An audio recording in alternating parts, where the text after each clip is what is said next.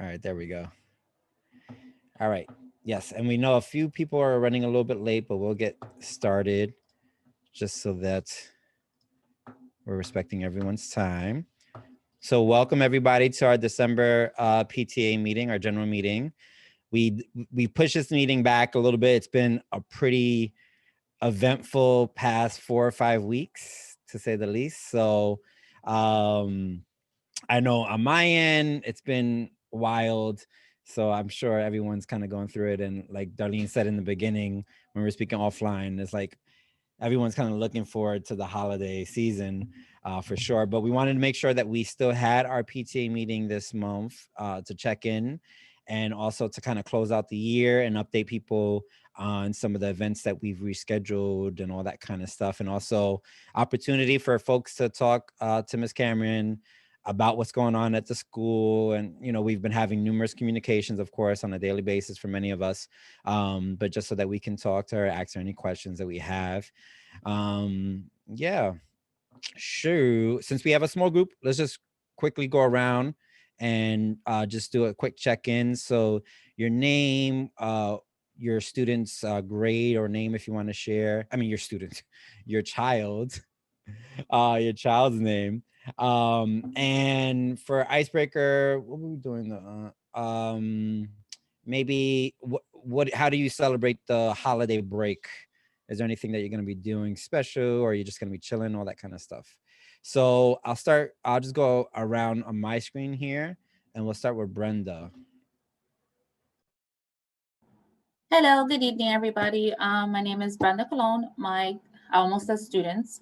My children are Jahairo in second grade and Evangeline in kindergarten. Normally, we celebrate Christmas Eve with the in-laws, and then Christmas Day with my family, and we do pretty much a brunch. So we all kind of just eat, open gifts, and then everybody's out of my house at 5 because then after that I want to be left alone and I don't want to be having to cook and clean messes all night. So yeah. Nice, thanks, Brenda.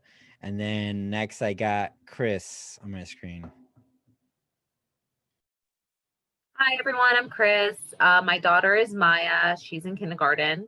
I usually host a Christmas at my house, but since we're going to be, we're not going to be able to be together this year, I'm still hosting, but just virtually. So I have scheduled 2 time slots, one for the East Coast and one for the West Coast. So we're going to have 2 to 4, and then we're going to have 6 to 8. And then Maya will be able to open gifts respectively for each time zone, and then hopefully knock out by 11. And I'm just hoping. We'll see.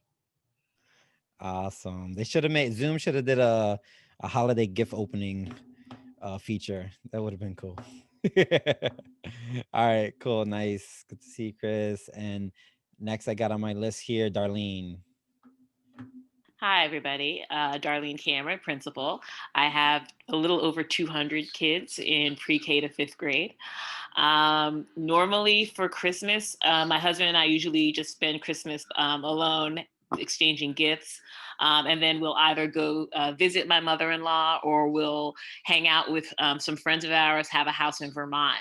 And they ski, but we don't. So we just kind of sit by the fireplace and drink wine and eat a lot of food. So sadly, we're not going to be able to do that this year, but I don't have a fireplace, but I will be able to drink wine and relax either way. So I'm looking forward to tomorrow. Yeah, definitely a well-earned vacation, Darlene. We love you so much. All right, next on the list we got Dina. Hi, I'm Dina. I'll put on my camera so you guys can see me having a very bad hair day. My name is Dina. My daughter Caitlin, she's in the fourth grade. Usually we go to Florida to spend Christmas with my sister-in-law and her kids and stuff, but this year, unfortunately, we can't travel that far. So we're gonna just be home, and I'm gonna be making pasteles and ham with pineapple and cherries and pork shoulder, and I'm just gonna be cooking all day for 2 days straight. So we're gonna eat, and me berry. Awesome. That sounds great. All right. Next on my list here, I got Debbie. Hi, good afternoon. Just stepping in. Just finished up a work call. So I don't know what the question is, but I'm guessing that it's what do we normally do on Christmas? Yeah, just to check in, how you doing, Okay. and your child, and what grade they're in, and yeah, how you celebrate the holidays. Okay, so my son is Austin. He is in the second grade. And normally we spend Christmas in the Lower East Side with the rest of my family. We all come together and spend Christmas at my aunt's house with his cousins and exchange gifts, drink, eat, and all the merry stuff. So this year, like we did for Thanksgiving, we'll have a Zoom call, and we'll all be in separate homes. But the kids still have we're planning a Zoom game for the kids. So they'll do a quick little game, and that's about it. And hot chocolate and flan. Nice. Yeah, I feel like kids love the virtual play dates. They don't care. Like, we're zoomed out. They're like, nah, I like play date. Let's do it. All right, cool. Next on my list, I have some people popped up here. So I got Jonathan next on the list. Hi, my son has my son must have his name on my Zoom call from a meeting. So it's Nicole. My son Jonathan's in 4th grade. My daughter Gabby is in 1st grade. Tomorrow, just try to do something with my parents. And then Christmas Day, they'll see their dad and just take it low key. Usually by like 11 o'clock Christmas morning, I'm done, as some other mom said. It's just the preparation, the schooling, everyone around me 24/7. It's just like, okay, I need a rest. We got through it, and especially this year. And the cleaning up, that's what I'm not looking forward to. It's all happy, and within 5-10 minutes, everything's ripped open and there's a huge mess in your living room. Yeah. Well, good to have you here, Nicole. And then I got Michelle next on my list here. Hi, good evening. My name is Michelle Livingston. My daughter is Nadia Williams. She's in kindergarten. Normally, we will go to my in-laws' house and also, do my family. This year, we'll just be, spending time in the house with the kids and cooking and I guess watching movies. That's about it. Awesome. Sounds good. And then we got Miriam. Bear with me, I'm not computer savvy. Nah, you're doing Dina. good. See, I'm going to Dina's house. Nice. No.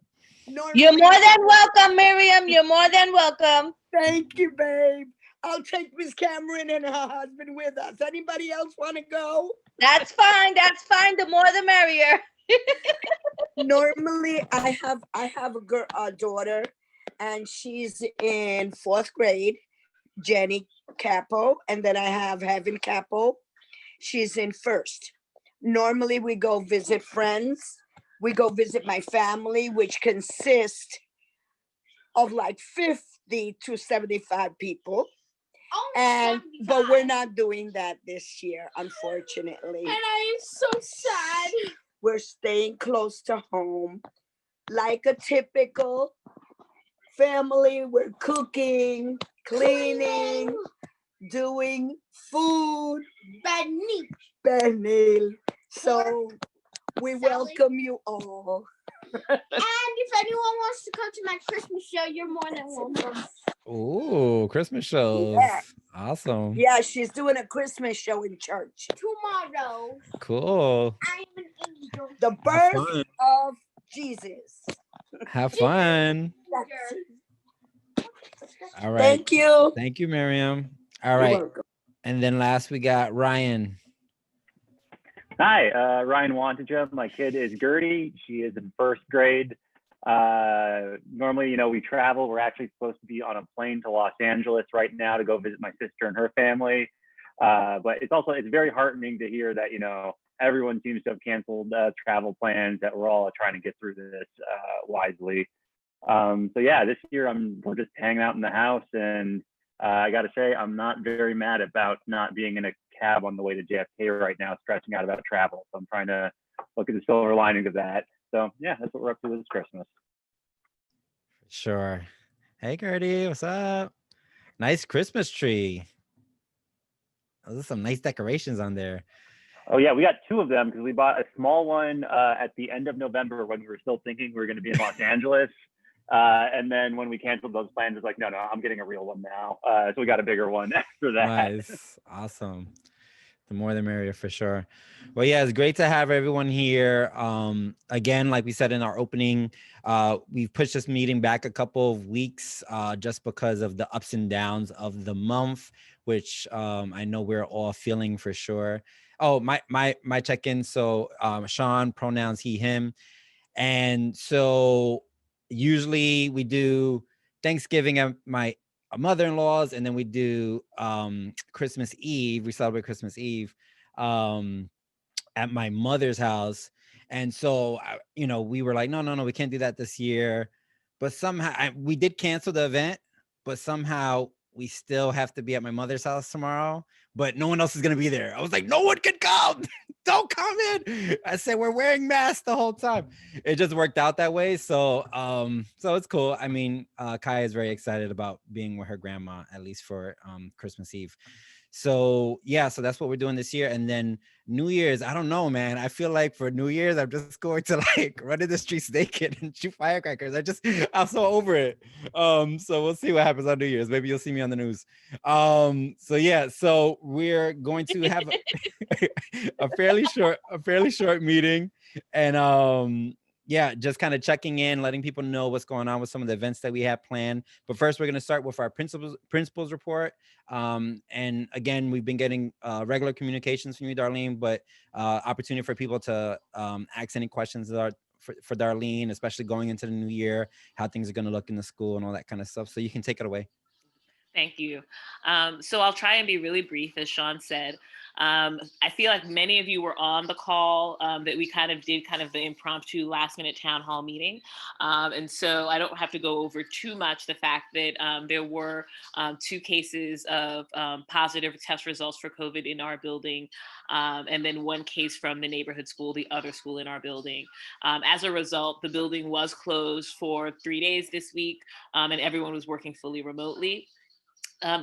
Today we received notification that the school building would be officially closed for an additional 14 days, but that covers our vacation. And so our date to return is still January 4th, 2021. And we're really excited to come back. So during the 14 days, the building is being deeply sanitized, disinfected, cleaned. And so, that process will be happening over the next couple of weeks. I spoke to my custodian yesterday. He's not taking a day off except for Christmas Day and New Year's Day. So he'll be in that building every day, making sure that things are taken care of. So really, I wanted to just give an opportunity in case people had any questions. And I don't know, Sean, if you want people to ask me questions now or if you want to save it for the end based on the agenda. But, I'm going to be here for the whole meeting. And so if you have any questions about or any concerns about anything, I'll be here for the rest of the call. So definitely, I'll be looking forward to hopefully being able to give you answers. Yeah, I think because of the nature of today's agenda and meeting, I think we could do questions and stuff now. Okay. If people are down for that, if people have any questions or thoughts or anything. Miss Cameron, it's Nicole. I had one question. So the last email I got from the DOE, those kind of automated ones where I feel like sometimes we can trust it and sometimes we can't because like their data's wrong. Right. It said there were 4 cases. So is it 2 neighborhood school, 2 PS63, or the latest number you saw was 3? So in our building, there were definitely 3 cases. If they're saying there's a 4th case, I think they're adding on a student who we were told has COVID-19, but she's been fully remote the entire school year. We just have to report it to the DOE. But I'm glad to hear that that automated email is actually accurate, because it has been quite the nightmare trying to get the DOE to be accurate over the past couple of weeks. Any other questions? Ms. Cameron, I have a question. I'm wondering, I don't know. I asked the school bus driver and the matron, how do they organize the seatings, how many children they have, and they were very vague. I'm just wondering, do you have a record of that? Or are we allowed to even look or ask? I know I'm asking and I'd love to look, but You know what? I don't know what the rules are about parents actually stepping onto the bus, but I do feel like you should be able to look from outside the windows and see spaces of seats that are empty. And I can follow up with the like the Office of People Transportation to see if they have some rules around that. Because if they already have the rules in place, then it really is a matter of either you're enforcing it or you're not. And so if we find out that piece of information, then you'll be able to get a better sense of, the answer has to be clear. It can't be vague. right, And so I will definitely look into that for you. Okay, very good. And then Thank we'll think you. about that. That's going to be something we apply to all of the kids who take the buses. So I'm glad that you Okay. mentioned that. Yeah, I appreciate it because I tried looking, but I'm like a half pint and I couldn't see. No, I'll definitely try and look that up for you. Thanks again. Of course.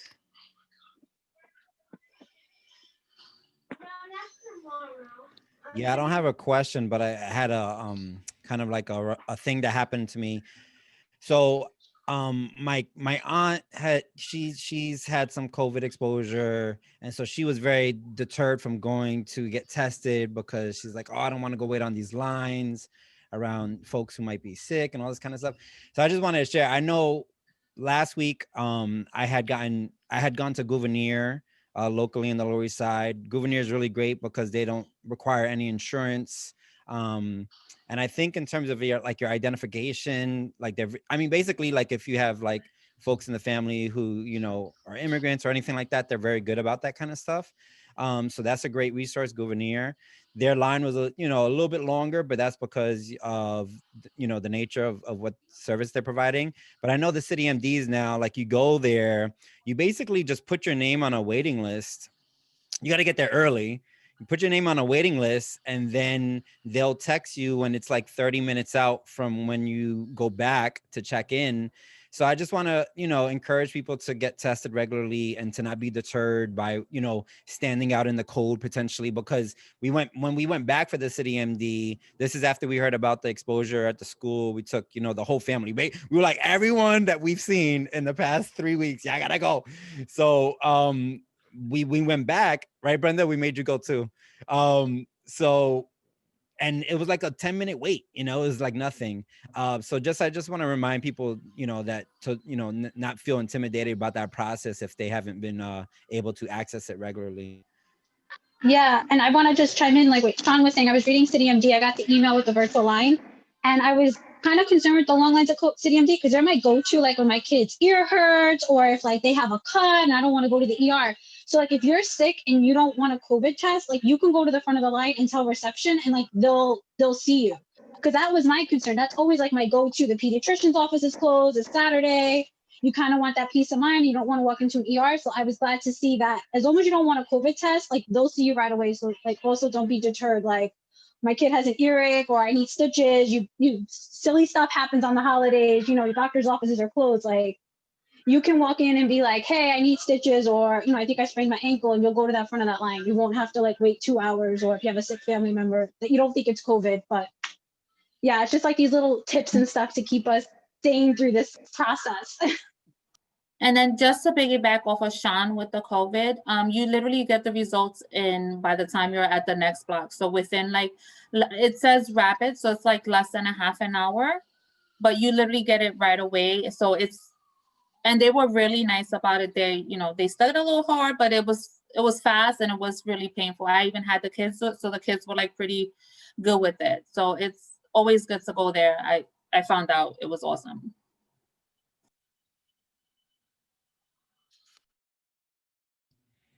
Yeah. And Darlene, is there any going into, because now we haven't gone to a full closure like this. Is there anything special that happens coming out of a full closure outside of just like the deep cleaning? Is there any special protocols that parents have to adhere to? So we are following up with every family that was in the classrooms that were impacted, just to follow up and make sure that those students were tested, that that the results were negative. We're also going to be following up with the people who did test positive and their close contacts, to notify them that they should be getting tested twice over the break. And we want to make sure that they have 2 negative results before they come back to the building. So that's for the close contacts and the people that were positive. And then our school nurse has been calling everyone just to kind of check on them and see if they're feeling symptomatic. Right now, nobody's really feeling any major symptoms. One person is kind of feeling like the sniffles, or like they have allergies, but they don't normally have allergies. And so that's how that we're kind of keeping track of people, and our nurse is kind of making sure that if anybody has any information or any questions, that she's able to answer and follow up. Yeah, I mean, it's one of those things, you hear about this stuff and you're like, wait, is my throat itchy? Like, did I just you start overthinking it and stuff. So, but it's good to, just be safe about this stuff and make sure that you're going to get tested and stuff. Yeah, I think one thing I want to just put on the radar is that I recently got notification that I'm testing people too much in the building. So we're supposed to be testing 20% of the people in the building, which would 1 week would have been 14 people and the other week would have been 10 people. We've been testing like 60 to 70 people, and the DOE is asking me to stop doing that. And so they're asking me to go back to the original 10 people a week or 14 people a week. And I just want everyone to know that I'm not going to listen to them, and this may become an issue. And so I want to just put it on the radar now that that it might become an issue, because it was kind of put out there a lot by the DOE that principals should not be going over 20%. They put it in writing to us several times, and then they sent me an individual email because my numbers are particularly spiked up high. And so if people, I guess I want to make sure that I am on the same page with everybody. Like, do people agree that we should be testing as many people as possible every week? Yeah. Is there absolutely. anybody who, okay, because I just feel like, let's say we did do the 20%.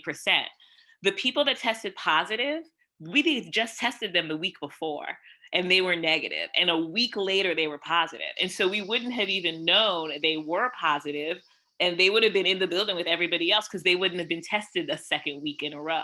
And so that's kind of my reasoning for feeling like we need to test as many people as possible. And I know, there's some people here whose children are fully remote, but most of the people here, actually, their kids are in person some of the time. And so I do want to just make sure we're on the same page, those of us who are doing blended learning, that we feel comfortable with me testing more than 20% of the population. I just want to make sure that I'm going to say that our families believe that this is. I'm setting up the poll. I have the poll feature. Miss Cameron, we've got your back. Okay. We've got your back. Yeah, I tested absolutely. and they were negative. So we've got your back. We all tested. Yeah, and then Miss Cameron too, like, I don't know if this is something you can raise, like, at least my kids, like, there's 2 households, like, me and their dad aren't together, so like they have to go to 2 households. So it just gives us all peace of mind because of that. And like, both sets of the households are like, great, okay, we're good another week. The kids are tested, we're not spreading anything, because they don't have a one household. So I don't know if that's another angle too, like if you have other kids in situations where it's just that peace of mind when things are already stressful, like it's just alleviating a lot of that stress. Right. Okay. Thank you for that. And it's not, and I might not be speaking just for the children, because my daughter is fully remote, but I also have to think about all the teachers and the faculty, because they're also part of this equation. So I don't want them to be at risk.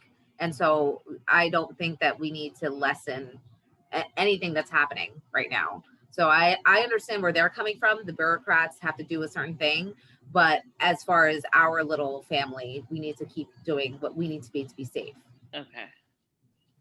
Yeah. Is it a question? So 2 things. One, is it a resource issue? Do they have like limited testing or whatever? Is it like that kind of thing? And then the second question is like, how are other principals handling it within the district? Are you the Lone Ranger on this, or is it kind of a consensus in the district? So it's different from school to school. I know that the other school that we're housed with, they usually kind of stick to the target number, which is 20%. But I've heard of other principals who have been testing as many people as possible, and they're also testing people that volunteer to be tested, because there's some people who want to be tested every week. And so when we have the lab technicians available, they test everybody who we put in front of them. And we've had them scheduled for the whole day. And so it's not like they have to go to another school or anything. Like, it's just that they're there. Now, they're saying that what's going on is that because we're demanding so many tests, the results may take a day longer to come back to us. And so that, that's kind of their justification for that. So I just wanted to kind of get a sense from everyone, that we're on the same page. And I already spoke with my staff about this a little bit, and they kind of are, we're already a little concerned that pre-K and kindergarten can't get tested. There's some families here, we've talked about the fact that even if you want your child to be tested in pre-K and kindergarten, it's not allowed. And so I just feel like we need to have some parameters where there's a broad number of people being tested somehow. So thank you for letting me vent and backing me up. I appreciate it. Yes, for sure. All right, cool. So maybe we'll close that, and then we'll, at the end, if anyone has any questions, maybe not even related to any of the COVID stuff, just about school in general, we can get to that in the Q&A section. Also, too, if you forgot a question, we can come back and open up that subject again if people need to. So so just moving down on the agenda. So Helen wasn't able to make it. She's doing some handover of holiday, childcare stuff. So she wasn't able to make it. But basically what Helen's been working on as the treasurer is closing out our taxes from last year, actually. So we had initiated the closure, but with everything that had happened with the shutdowns, it was hard to get everything filed. So that's basically what she's been dedicating the past couple of weeks to, is working on that. And last that I heard, she said that it was going to be done by this meeting. I hadn't talked to her right before the meeting, so I'm not sure if she was able to close everything out, but that was her plan, to get everything closed out before the holiday break. But that's basically all that's going on that end. We haven't been able to do any of our planned fundraisers or anything like that, so we haven't had any income or expenses. So that it's just on a little bit of a standstill from our last report. And then going into some of the other things, so our Scholastic Book Fair that we were planning on doing a few weeks ago, that got pushed back because of we went through that initial closure and then reopening by the city. And basically that just took a bunch of the people who were the key organizers for that through a little bit of a whirlwind. So we weren't able to get it. So we worked with Scholastic Books, and they rescheduled our book fair for the first 2 weeks of February. It's still planned to be virtual, of course. And like we discussed in the last meeting, it's a 14-day period. We can use the whole 14 days, or we can, consolidate it to 7-10 days, whatever we want to do. But that will basically be like an end of winter, well, not really, but like in the winter Valentine's Day kind of thing. So we'll keep people posted on how that's going. And of course, people who already expressed that they were interested in working on the fair will reach out to you and get you plugged into some of the work. Dina said in the chat, what about the readathon? Same kind of thing. I think all our fundraisers and events basically got put off in the past couple of weeks. I think we should, though, think about, maybe people can shoot out some ideas right now. When would be a good time to do the readathon? Because readathon is great because you can do it from home. You don't have to be an in-person student kind of thing. So everyone can participate. And basically the way the readathons work is we set a goal for how much reading we want to get done, and we attach that to some fundraising goals. And basically there's like a website portal that people can say how many books they're reading, and they can get people to sponsor them. you know, like, oh, I'm going to sponsor my niece with $20 to support them in their readathon goals. And it's a great way to raise some money. Dina in the chat said March is a good month. I think we tried for March last year too. So that might be a good thing to do. We'll have the Scholastic Book Fair in the early part of February, and then maybe a readathon in March. What do other people think on that? Yeah, I see nodding of heads. Cool, awesome. So yeah, so that we'll put it on the agenda for next month and try to see if we can solidify the details around it. Thanks I so just much, think Zena. with Oh, go ahead. February and March being so close together to give time to transition into the other. So if the book fair is in the beginning, let's try to shoot for beginning of February, then like mid-March or ending of March for the readathon, so that there's like a gap so parents don't feel overwhelmed. Right, that's right. It doesn't have to be from like the 1st of the month to the 30th or 31st of the month. It can start at any point, and be like a 30-day period. So we could potentially, like, you know, the first day of spring or something like that, spring equinox readathon kind of thing. And that would be like the second, third week of March, I think, somewhere around there, Easter time. All right, cool. So yeah, so we'll put it on the agenda for next month, iron out some more details on the readathon.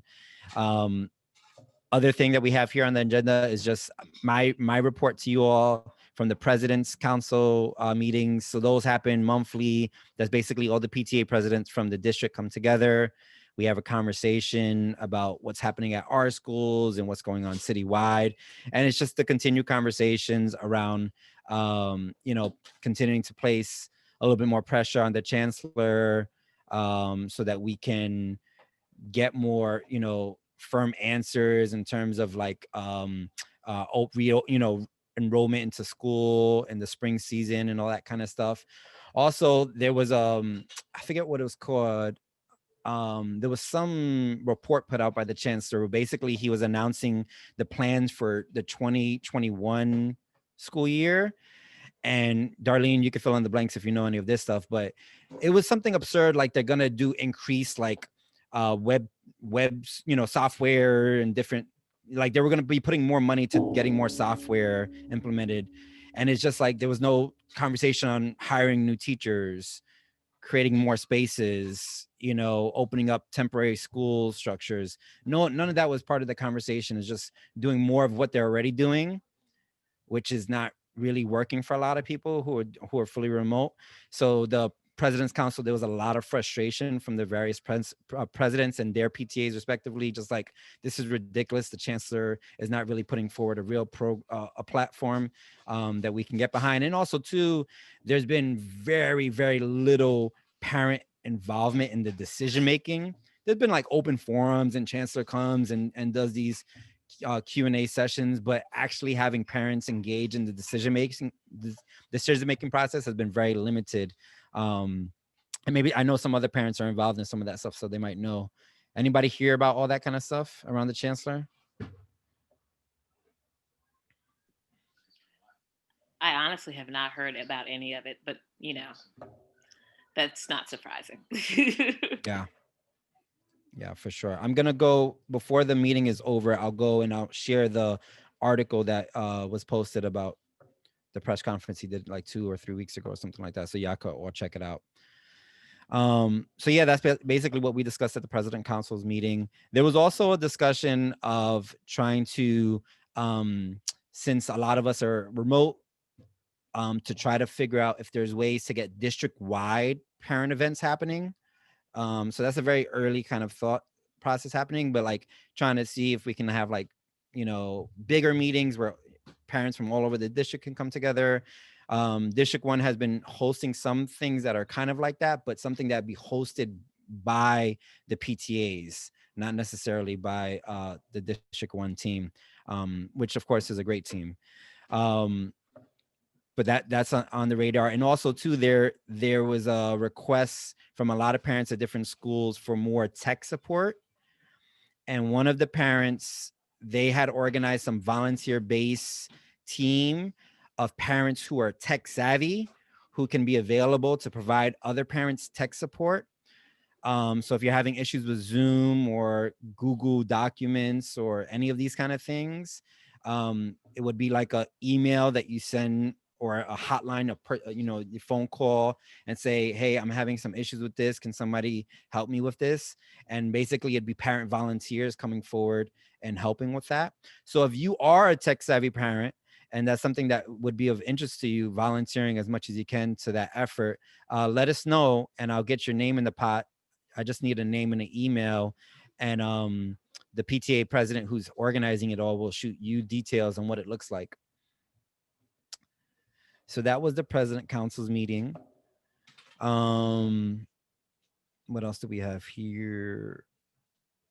Oh yeah, and then we wanted to leave some time here on the agenda to kind of just do a mental health check-in, just see how people are doing and see how people are feeling. We've talked about how a lot of us are feeling the stress and anxiety from the year, but if anyone wanted to share anything or maybe share some ways that they've been working on their stress and anxiety, anything like that, we wanted to open up the floor to folks. So anybody have any thoughts on mental health and how we shake it off going into the new year? Yes, I'm not really how you say a yoga person or whatever, but lately I've been taking up not so much strongly meditation. I don't want to use that word, but just staying in a quiet room and just for like 5 seconds, 5 minutes, as long as you can before some little person's knocking on the door asking for you for whatever. As well, I've been doing because being a teacher, you have to have they've been giving us a lot of mental health workshops that are mandatory because of the pandemic and stuff. And what I want to share is that they do mention for those working parents, when you're off the clock, take that time to not look at a screen, not pick up the phone, anything work related, you're off the clock, give yourself that screen time. And those that are home with children, because I'm both, they also mention like whenever you can, it's okay to like let the kids sit in front of the TV at least for a good 15 minutes while you're, off to the side and having that 5-minute break. If you need your coffee, your tea, or your glass of wine, whichever you prefer to drink, and take that 5 minutes for yourself and then get back engaged. They emphasize so much, take little breaks during the day. This is a pandemic. Everybody's completely overwhelmed. Everybody has kids. Everybody's in a different boat, but we're all in the same boat to survive. And they stress to take 5-minute breaks wherever you can. If it's throwing out the garbage, stand in front of the garbage for 2 minutes, okay? And then walk back in and do what you have to do. So just going into this holiday season, it's okay to be a little bit selfish and think about yourself, because those that have kids, if you're not healthy and happy, I'm a firm believer your kids cannot be healthy and happy because you're not. Even though they have this smile on their face, they always know something's wrong with mommy, something's wrong with daddy. So foremost, take care of yourself foremost and first. Thanks, Brenda. Maybe you should become a yoga instructor.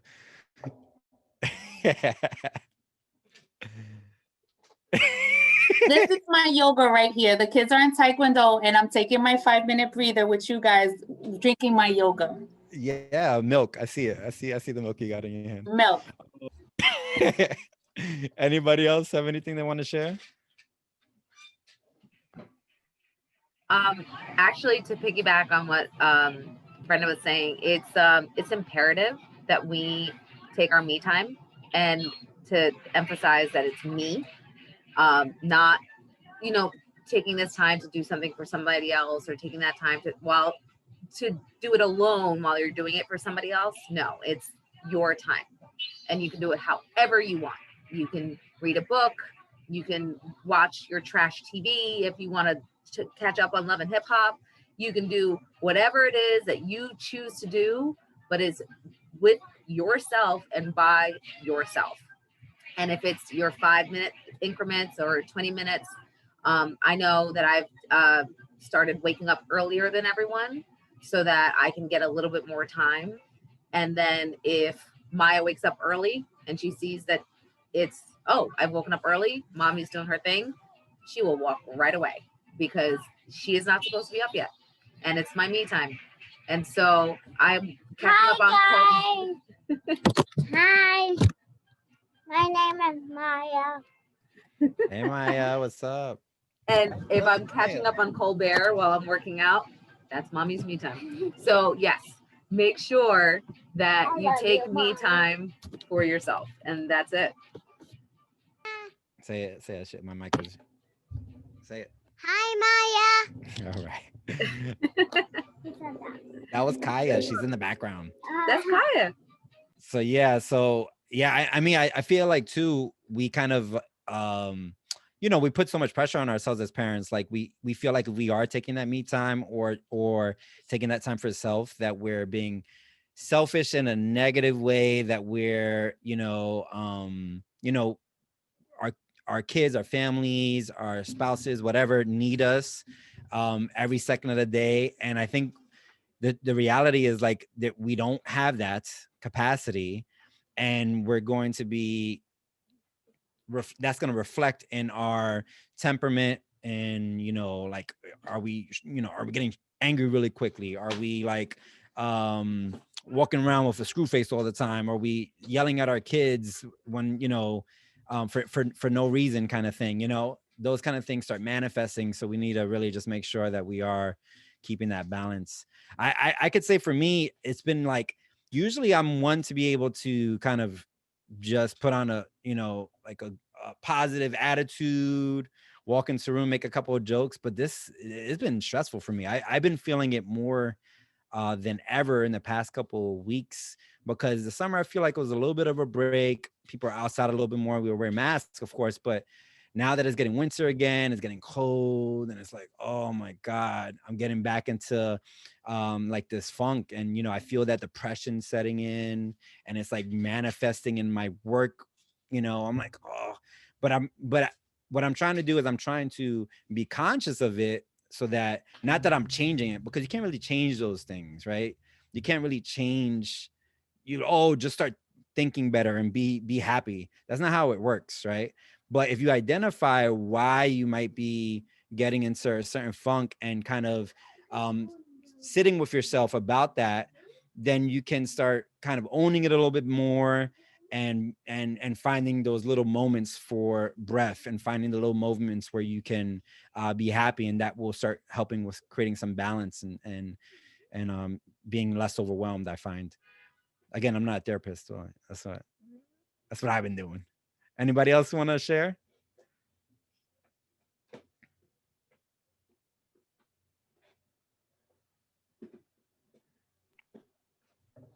I found listening to the morning Zoom calls, and that's just a bunch of like hyped first graders like losing their minds about the upcoming holidays. Is a pretty good mood booster. So can't do that over the break, but that's what's sort of been helping these past couple of days. Grandma, can I watch? If I may say something, I never thought that with the mental health it would raise the problem, but I'm a screamer, and that's why I have a sore throat. But when I try to explain to them that mommy needs me time, they look at me like, huh? Like I'm off the hook, off the wall. And it's hard because they don't seem to understand. But I'm doing it, and I'm thankful for Miss what's the person? Miss Cameron, because she sent us 2 yoga mats, and I've been trying them out. All I need is a little bit of wine and we'll be okay. Oh. So thank you. Yes. Definitely. Thanks, Miriam. You- Yeah, it's not easy, for sure. It's not easy finding the time and carving out the time. Especially when you're a grandparent. Yeah. Especially when you're a single grandparent. And it's hard. But we're in this together, and we'll make it. That's right. For sure. Awesome. Thank you, Miriam. Anyone else had anything they wanted to share? Any thoughts? I do. Go for it. I actually took up crocheting during this pandemic. And what I normally do is in the mornings, I wake up before anybody does because my husband wakes up at 5 and he goes to work. So from like 5:30 to 8 o'clock is my me time. I sit in the kitchen or I'll sit in my room with a nice big cup of coffee and just ask God to help me through the day. Because, first of all, God is the biggest thing in the world because He helps us fight the big fight that we have in this world with the pandemic and stuff. So, I'm like, God, please help me in this day, give me the knowledge to help my kids with their work and stuff because I have a 14-year-old and she's in high school. She has advanced algebra and I get stuck. I get stuck on the math with her. I'm like, oh my God, what am I doing? I don't even know. It's been like 30 something years since I've been in school. So during that time, I'm like drinking coffee and crocheting at the same time. So I'm like, you know what? This relaxes me and stuff. I'm even taking up belly dancing as well. So, that helps as well, little physicalness in there. Hopefully not at the same time, crocheting and belly dancing. Oh no, I'm not gonna try that yet. Oh, nice. Chris said, I do Zumba. Awesome. Yeah. And there's a lot of good resources now too, with like free workouts online. And like I saw some of the workouts that Lloyd sends to the baby. And I'm like, oh, these are good workouts. Like they got like the zombie superhero theme thing. And I'm like, oh, this is good. I gotta do some of these. All right, cool. So any last thoughts, comments? We'll get into a Q&A period too really quickly if people have any final questions about anything that was said tonight or anything for Darlene. But if you had anything that you wanted to share in the mental health check-in, Hi, it's Debbie. go for it, Debbie. Hi. I just want to share one thing. My son returned back to school for the 3 days, and I think that's kind of been my mental health. Because me working from home full time, and again, I have a senior also, so he's been in the basement doing his thing, and I've been working here with Austin. I've been doing my work, and unfortunately, with the snow, I've been working 14 to 16 hours a day. Thank God the snow is over. But I think that when he's gone, the Mondays through Wednesday, that's my me time. um, Me and my oldest son now, we go out to lunch on Tuesdays. So we have a lunch date.